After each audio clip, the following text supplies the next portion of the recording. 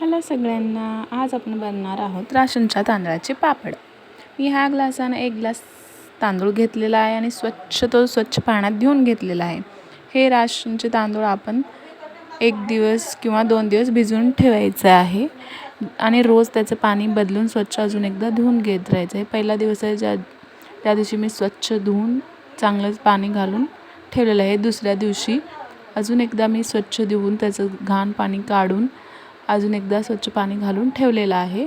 मग आपल्याला ह्याच्यानंतर भिजून ठेवल्यानंतर 2 दिवस त्यानंतर आपल्याला असं डोसाच्या पिठासारखं चांगलं ह्याला मिक्सरमध्ये काढून घ्यायचं आहे, जेणेकरून ते चांगलं वाटेल। हे बघा, कन्सिस्टन्सी अशी असायला हवी, जास्त बारीक नाही करायचं, थोडं थोडं जाड ठेवायचं।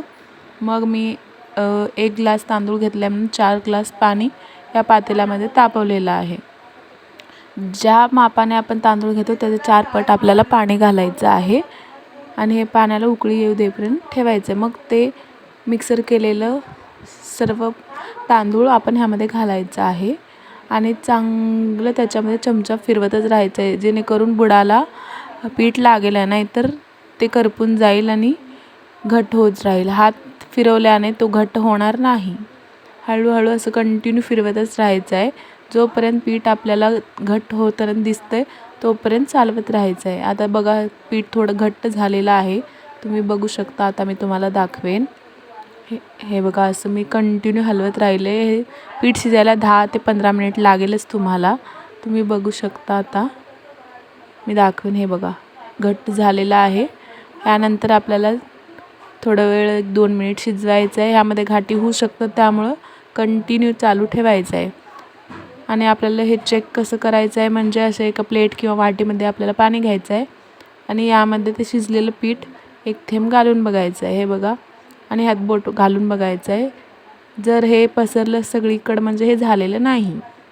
आता बघा, हे सगळीकडे पसरलेलं म्हणजे अजून माझं पीठ शिजलेलं नाही आहे। मग अजून थोडा वेळ आपल्याला शिजवत राहायचं आहे।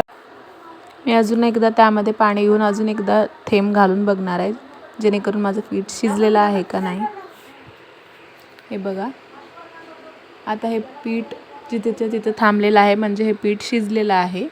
हे बघा, तुम्ही बघू शकता, हे इकडे तिकडे नाही होत, पीठ शिजलेलं आहे। यानंतर आपल्याला यामध्ये जिरे आणि तीळ आपल्या चवीनुसार घालायचे आहेत। जर आपण जिरे शिजताना घातले तर या पिठाचा कलर पिवळसर होऊन जाईल, त्यामुळे आपल्याला जिरे लास्टला टाकायचे आहेत। मग हे चांगलं हलवून घेतलेलं आहे ना, तुम्ही बघू शकता। अशा पद्धतीने हा पीठ दिसत आहे। मी एका पॉलिथिनला आधीच तेल वगैरे लावून ठेवलेलं आहे। अजून एकदा दाखवते तुम्हाला। हे बघा, अशा पळीनं टाकायचं आहे आणि थोडंच प्रेस करायचं। जास्त प्रेस केल्याने पापड वाळल्यानंतर तुटतील, असं घालायचं आणि हलक्या हाताने प्रेस करायचं आहे। अशा पद्धतीने मी पापड घालत आहे, तुम्ही बघू शकता।